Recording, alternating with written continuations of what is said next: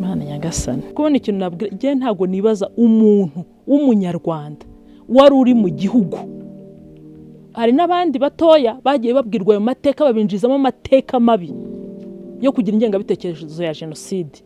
Ariko ndagaya mbere na mbere abantu bakuru baza aya mateka y'ibyabaye mu gihugu cyacu. Umuntu muzima utekereza agatinyuka akabapfobya genocide yakorewe abatutsi 1994. Je ntabwo nyene uva ko uwo muntu ari muzima. Kubona ikintu nababwira ni ukubabwira gusa ngo ntabwo muri bazima. Ntabwo muri bazima. Mwari muri niki bashaka kugeraho mu by'ukuri? Usibye gushaka kudusubiza muri ayo mateka. Niki kindi bashaka kugeraho? Icyo nababwira nuko nibashaka kubaka igihugu baracyafite wa mugambi wabo wo kwica no kurimbura. Nta kindi kintu rwose. Reka ntangire mbasuhuza mbifuriza kugubwa neza kandi mbakomeza abanyarwanda mwese aho muri hose yaba mu gihugu ndetse no hanze muri bino bihe bitoroshye, ibihe byo kwibuka genocide yakorewe abatutsi yatwaye ubuzima bwa benshi mu minsi 100 gusa. Abarenga miliyoni bari bamaze kwicwa bazira uko bavutse.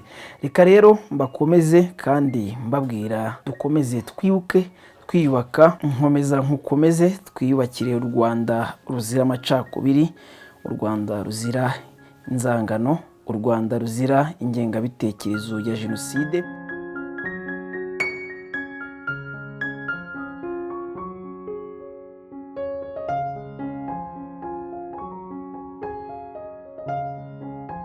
Ndabasuhuje cyane, nitwa Clementine Uwimana Nyirinkindi, nkaba ndi umukinnyi w'amakinamico atandukanye aca no ku maradiyo atandukanye hano mu gihugu cyacu. Nkaba rero n'umukinnyi w'amafilime menshi nagiye ngaragaramo, yaba ayo mu gihugu cyacu cy'u Rwanda ndetse no hanze yacyo.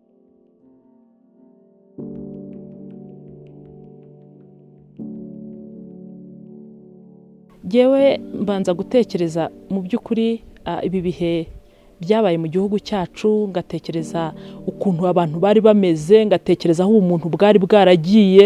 Ngira kwibaza, ngira ibibazo byinshi, nkibaza ngo ese mu by'ukuri ubu umuntu bwari bwaragiye kiragiye. Nkongera kandi nkagerageza gutekereza ku bantu bagifite ingengabitekerezo ya genocide, nkumva nabyo binteye ikibazo gikomeye.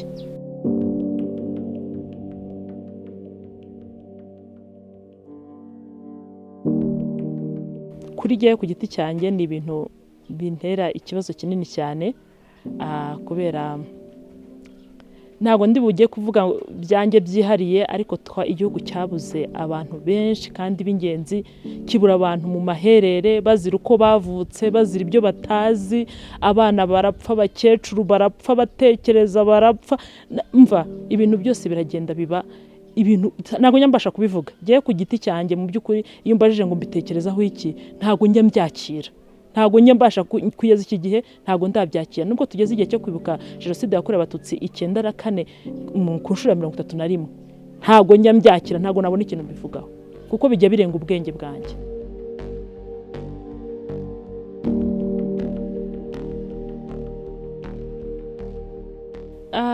Kubera ko n'ubundi ari ubuyobozi bwacu buhora bidusaba tugomba kwibuka twiyubaka.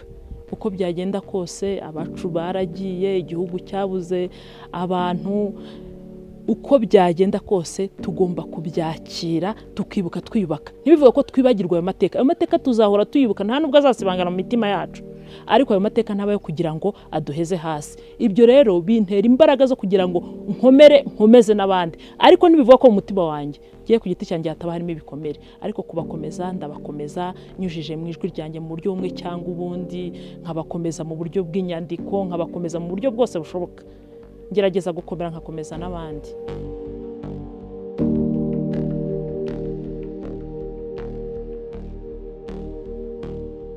Umwana wanjye iyo ngiye kumubwira mbanza kubura ahantu mbihera, kuko nkuko nakubwiye ntabwo giye ibintu njya mbyakira. Gusa ndamwicaza, urumva mfite abana, bakambaza se byagenze bite, nkabasobanurira, ngahera kuri kimwe nkageza ku kindi, ariko ukabona mbese ntabwo babyakira, ntabwo babyumva. Ndabibumvisha ariko ntabwo babyumva, kuko impamvu batabyumva nuko nanjye ubibabwira. Hari aho ngero ubwenge bwanjye bukanga, nkabura ikintu mbabwira, nkabura ukuntu mbisobanura, nkumva ndabitinya, nkumva ntinye kubibabwira pe. Kuko hari nk'igihe umubwira nk'ikintu kimwe ukumva arashaka kukubaza ikindi ariko ukumva nukimubwira noneho arahita akomereka kurushaho. Akenshi iyo mbibaganije baravuga ngo barabirota ariko ngakomeza nkabibigisha kuko ni amateka bagomba kumenya.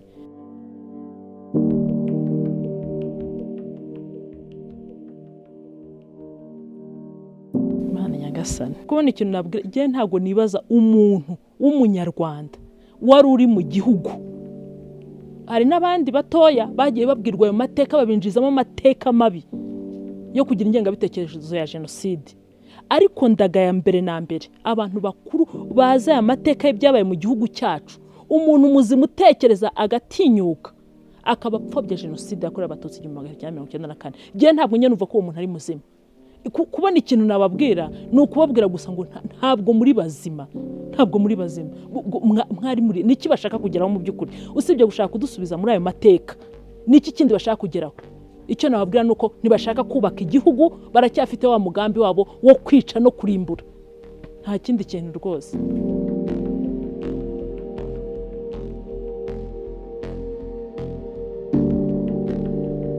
Ari jewe ari nabandi tuba muri uwo mwuga, nitwejwi igihugu gifite.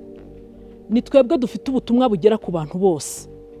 Ni ukuvuga ngo rero nitwebwe tugomba guhaguruka ibyapfuye tukabizura, tukubaka ibindi bishaka kwicwa nabo ngabo bagipfobya amateka. Hanyuma rero ikindi kintu kiriho nabwira abantu bagenda bakaryama, abo ngabo iyo bavuze star ni inyenyeri yakahabona haba hatabona. Nitwebwe tuzakura igihugu cyacu mu mateka cyagiyemo n'ingaruka ndetse igihugu kikigira kubera abantu bamwe na bamwe bashaka gukomeza gupfobya. Ijwi ryacu niryo rizongera rikubaka iki gihugu cyacu. Ijwi ryacu niryo ritazadusubiza mu mateka mabi. Niyo mpamvu tugomba gufatira hamwe tukubaka igihugu cyacu kandi duhereye ku mateka, kandi dukomeza kwamagana abantu bashaka gupfobya jenoside yakorewe abatutsi 94 bayiha amazina bashatse.